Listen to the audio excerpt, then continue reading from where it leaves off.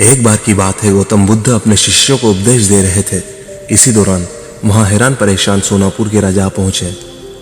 उन्होंने गौतम बुद्ध को प्रणाम किया और कहा, हे प्रभु, जब से मैं आपका अनुयायी बना हूं तब से सभी लोग मेरे सीधेपन का बहुत ही फायदा उठाते हैं। आपका अनुयायी बनने से पहले लोग मुझसे डरते थे, क्योंकि तब मैं बहुत क्रूर था और किसी को भी मृत्युदंड देने में क्षण भर भी नहीं लगाता था। आपका अनुयायी बनने के बाद मेरा मन इन सब कार्यों को करने के लिए तैयार नहीं होता है और अब मैं सभी लोगों को प्रेम देना चाहता हूं। परंतु कुछ लोग इस बात का गलत फायदा उठाते हैं और इससे मेरी प्रजा को बहुत ही खतरा है।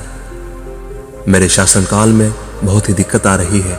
अब आप ही बताएं कि मैं क्या करूं। गौतम बुद्ध कहते हैं, आओ मैं तुम्हें एक कहानी सुनाता हूं, सुनो।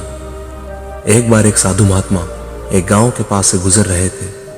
उस गांव में एक बड़ा पीपल का वृक्ष था। चलते चलते अब वह महात्मा बहुत ही थक गए। उन्होंने सोचा कि थोड़ी देर इस बड़े पीपल की छांव में विश्राम कर लेता हूं।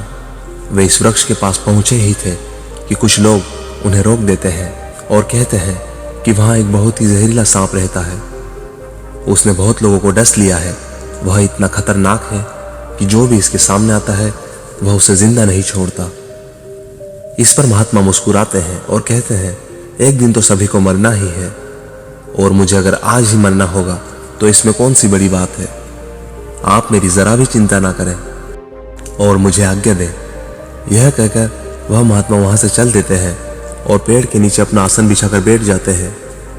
थोड़ी देर बाद साधु महात्मा के पास वही जहरीला सांप आ जाता है और कहता है, क्या तुम्हें मुझसे डर नहीं लगता? क्या तुम्हें पता नहीं है यह मेरा इलाका है और यहाँ किसी की भी आने की हिम्मत नहीं होती।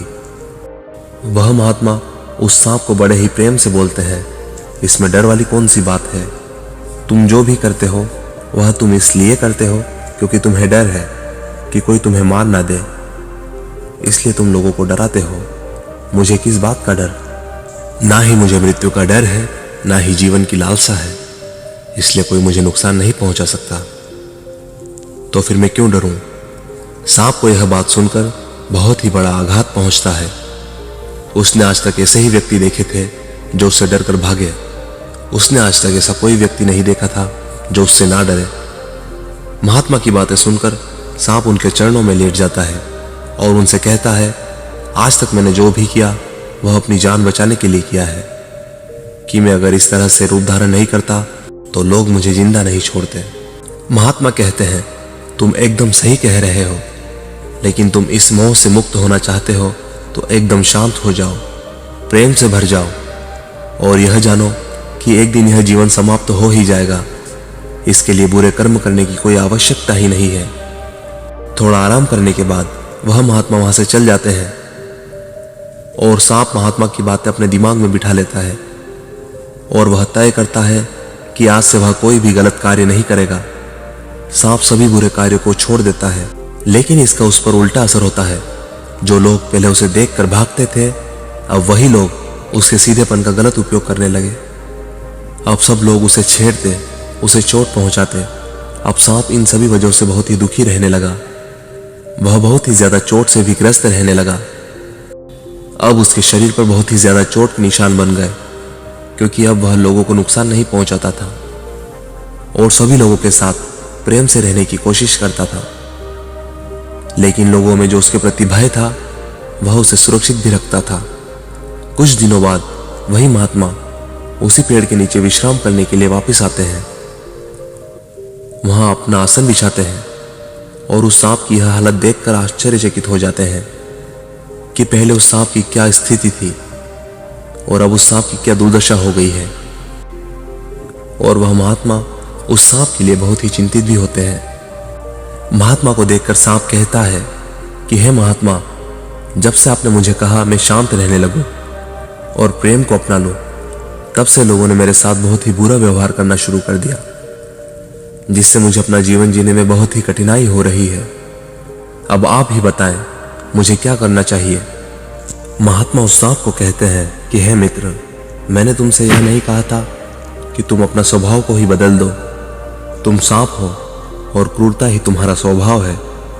अगर तुम क्रूरता नहीं रखोगे तो लोग तुम्हें खत्म कर देंगे।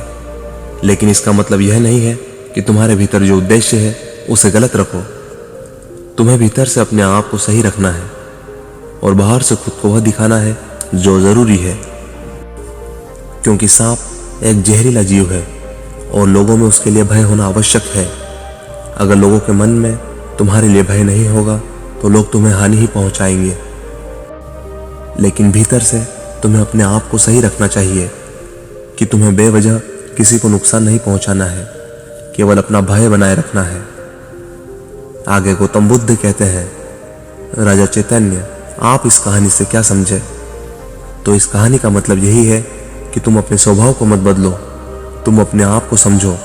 अगर तुम अपने आप को प्रेम पूर्ण पाओगे तो अपने उद्देश्य को भी अच्छे से पाओगे, फिर तुम्हें उससे खुशी मिलेगी और जब तुम्हें खुशी मिलेगी तो तुम उससे लोगों को भी खुशी बांट पाओगे। और यहाँ इस बात की जरा भी जरूरत नहीं है कि तुम बाहर से लोगों को क्या दिखा रहे हो, जरूरत इस बात की है कि तुम भीतर से अपना उद्देश्य क्या रखते हो।